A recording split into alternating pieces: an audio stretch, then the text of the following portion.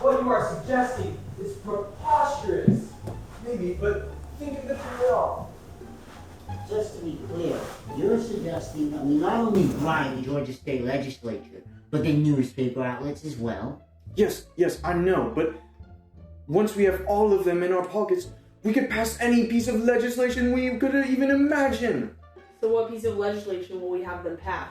We will have them grant us over 40 million acres of land, and we will buy each for about $1.52. Do you think we are even capable of such a thing?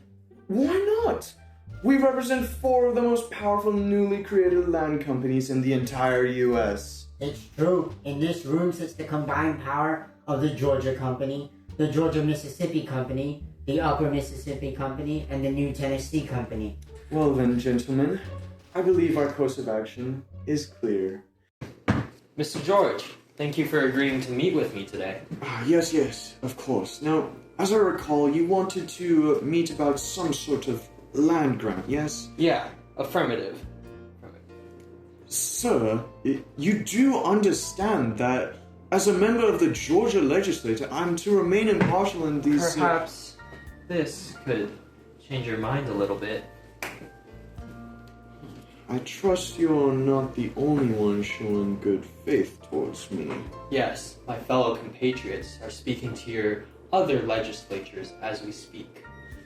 I see.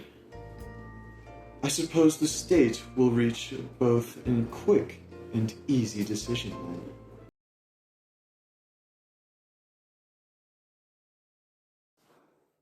then.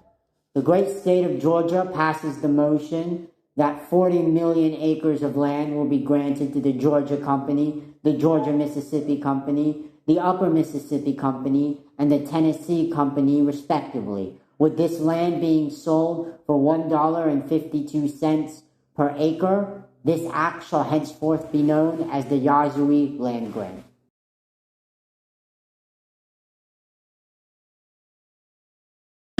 The legislature of the great state of Georgia passes the motion that the Yazoo land grant was made under fraudulent circumstances, and hence it shall be repealed, with any contracts made under the grant being marked as void.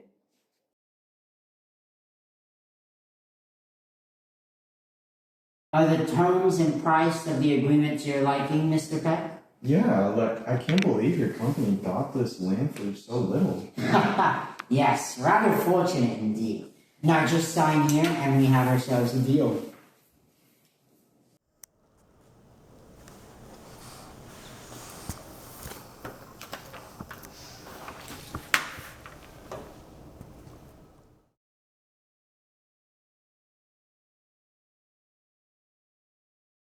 Thank you for showing interest in purchasing my land, Mr. Fletcher.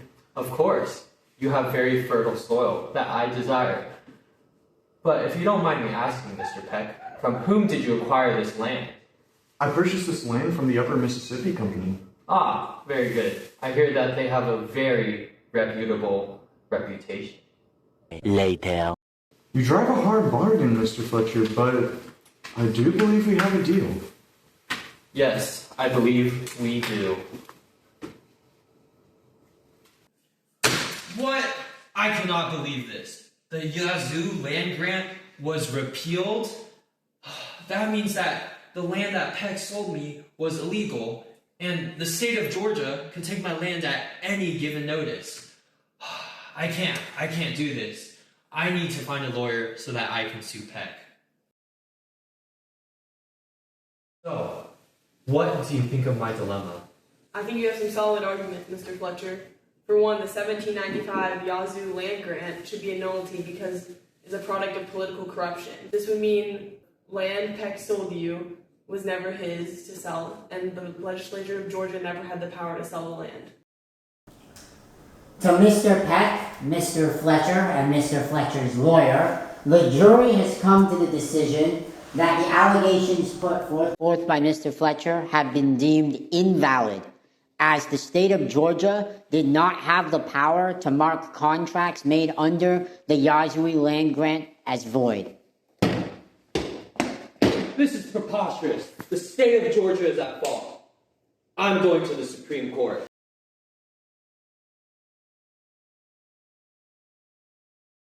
The members of the court have analyzed all arguments presented by both the accused and the defense, and now we will answer several questions regarding this case's briefings. It is stated in the defense's argument that Mr. Peck had no prior knowledge of the corruption that took place during the Yazoo land grant. Does the defense have any evidence to bring up? Yes, Your Honor. My client has testified under oath that he had no prior knowledge to the corrupt dealings between the Georgia State Legislature and the 4 corrupt land companies. Furthermore, it has been proven beyond a shadow of a doubt that he has no direct connection to any of the 4 land companies in question. Thank you. Now for the prosecution. You've stated that the state of Georgia has marked all contracts under the Yazoo land grant void. How and why does this affect your client? Your Honor, with the Georgia Legislature's decision, my client is now in a position where he paid Peck $3 grand for land that Peck did not rightfully own, hence breaching the contract the 2 men had signed. Furthermore, my client now faces the threat of having his land taken away from him with little to no compensation. Thank you for your final statements, everyone. The court shall now come to a final verdict. A little longer than a few minutes later. The court has made the decision to rule in favor of Mr. Peck. Although the Georgia State Legislature has the ability to repeal any law, it does not have the ability to nullify any law within a contract. This decision is supported within the contract clause of the U.S. Constitution. Under the Contracts Clause, the state cannot pass a law interfering with private contracts. Under this clause, it is in fact the state of Georgia that had committed an unconstitutional act by passing the Act of 1796, rescinding the Yazoo land grant. The state of Georgia legislature does not have the power to repeal the Yazoo land grant. Under the contract clause of the Constitution, the contract between Mr. Peck and Mr. Fletcher remains valid and uninhibited. With that, I mark this case closed.